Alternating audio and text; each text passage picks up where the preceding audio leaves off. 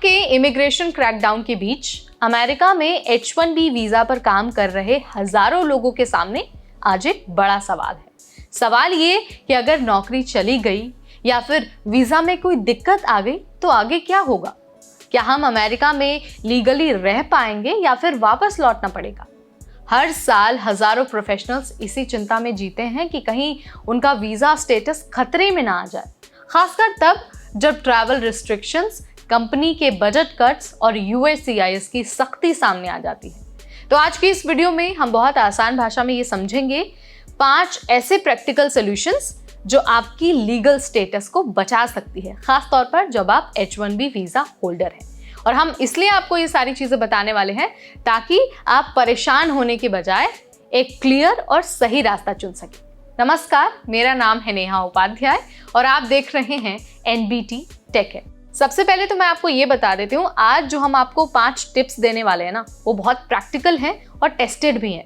और ऐसे वो प्रैक्टिकल टिप्स हैं ना जो आपको शायद किसी ने पहले नहीं बताए होंगे। तो सबसे पहला और सबसे ज़रूरी सोल्यूशन ये है कि आप एक अच्छे से इमिग्रेशन लॉयर से बात करिए और उसके बाद अपनी स्ट्रैटेजी बनाइए। बहुत से लोग रेडिट और व्हाट्सएप ग्रुप्स में सलाह ढूंढते हैं, लेकिन भाई अगर आपको लीगल मैटर्स पर सलाह चाहिए तो DIY यहाँ पर काम नहीं करता। लॉयर जो हैं, यानी कि जो इमिग्रेशन अटॉर्नीज हैं, वो आपकी वीज़ा हिस्ट्री देखकर ये बता सकते हैं कि क्या एक्सपेडिट रिक्वेस्ट फाइल की जा सकती है, क्या ऑल्टरनेट वीज़ा जैसे कि O1 या फिर L1 वीज़ा है उस पर स्विच करना पॉसिबल है। यानी कि आपके जितने भी सवाल मन में होते हैं वो सारे सवालों के आंसर आपको इमिग्रेशन लॉयर दे सकते हैं। कंपनी अगर लॉयर नहीं दे रही है तो आप खुद भी हायर कर सकते हैं।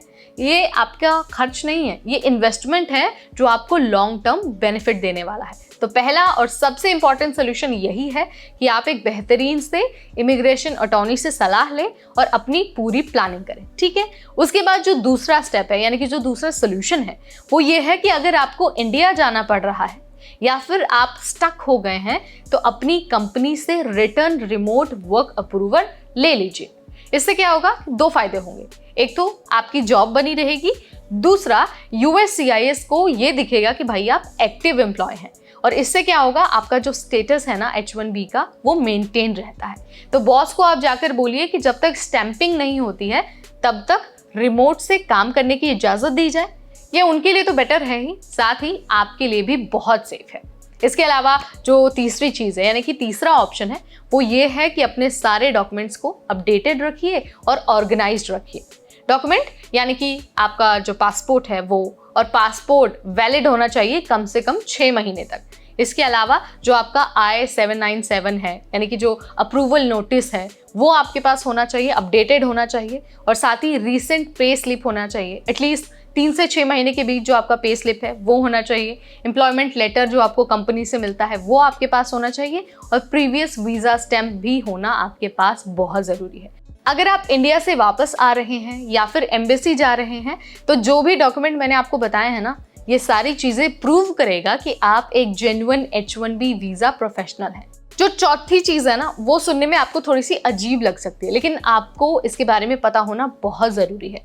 इमिग्रेशन ऑफिसर्स अब आपका सोशल मीडिया भी चेक करते हैं। मतलब अगर आपने कोई भी कंट्रोवर्शियल पॉलिटिकल पोस्ट किया है या फिर कोई मीम शेयर किया है जो अमेरिका या फिर किसी देश के खिलाफ है, तो वो आपको सिक्योरिटी कंसर्न मान सकते हैं। इसलिए सोशल मीडिया को क्लीन रखना है, प्रोफेशनल बनना है, लिंक्डइन को अपडेट करना है, इंस्टाग्राम पे भी बहुत न्यूट्रल रहना है, और कोई भी पोस्ट डालने से पहले आपको 2 बार सोचना है। अब आपको बता देते हैं 5वां और सबसे प्रैक्टिकल सॉल्यूशन, वो ये है कि प्लान बी। प्लान बी देखिए, आपको हमेशा तैयार रखना है। मतलब सेविंग्स आपको अलग रखनी है, कम से कम 3 से 4 महीने की। इंडिया में भी आपको जॉब सर्च शुरू कर देना है, जस्ट इन केस अगर किसी सर्टिफिकेशन या फिर ऑनलाइन कोर्स की ज़रूरत होती है तो आप उसमें खुद को एनरोल कर लीजिए, ताकि जो आपका रिज्यूमे है वो और ज़्यादा स्ट्रॉन्ग हो। और इसके अलावा आप दूसरे देशों के ऑल्टरनेट ऑप्शन भी ट्राई कर सकते हैं। इसके अलावा आपको मेंटली और फाइनेंशियली दोनों तरह से रेडी रहना होगा वर्स्ट केस से फाइट करने के लिए, क्योंकि अभी जो सिनेरियो चल रहा है ना, वो बहुत ज़्यादा टफ है। बहुत सारी चीज़ें ऐसी चल रही हैं जिसकी शायद आप कल्पना भी नहीं कर सकते हैं। सो एक छोटा सा बोनस टिप मैं आपको ये भी देती हूँ कि USCIS की हर अपडेट पर नज़र रखिए, कंपनी के HR से लगातार कांटेक्ट करते रहिए, और अगर उनकी कंपनी में भी कुछ चेंजेस आए हैं इमिग्रेशन की वजह से तो आप उनकी भी जानकारी हमेशा अपने पास रखिए। तो यहाँ पर मैंने आपको 5 ऐसे प्रैक्टिकल और टेस्टेड टिप्स दे दिए हैं, सॉल्यूशंस दे दिए हैं जो किसी भी H1B वीज़ा होल्डर के लिए बहुत इंपॉर्टेंट है। अगर आप इन सारी चीज़ों का ध्यान रखते हैं, इन सारी चीज़ों को फॉलो करते हैं, तो ना तो आपको भविष्य में कोई परेशानी आएगी, और साथ ही अगर खुदा ना खास्ता कोई समस्या आ भी जाती है या फिर आपको भारत वापस आना पड़ सकता है, तो ऐसे में आपके पास प्लान B हमेशा तैयार रहेगा। सो इन सारी चीज़ों को ध्यान रखना है, और अगर आपके जानने वाले या फिर आपके सगे संबंधी भी H1B वीज़ा होल्डर हैं और अमेरिका में काम कर रहे हैं, तो उनके साथ ये वीडियो शेयर करना बिल्कुल ना भूलें। ऐसे और अपडेट्स के लिए बने रहिए हमारे साथ। तब तक मुझे यानी नेहा को दीजिए इजाजत। Keep watching NBT take care.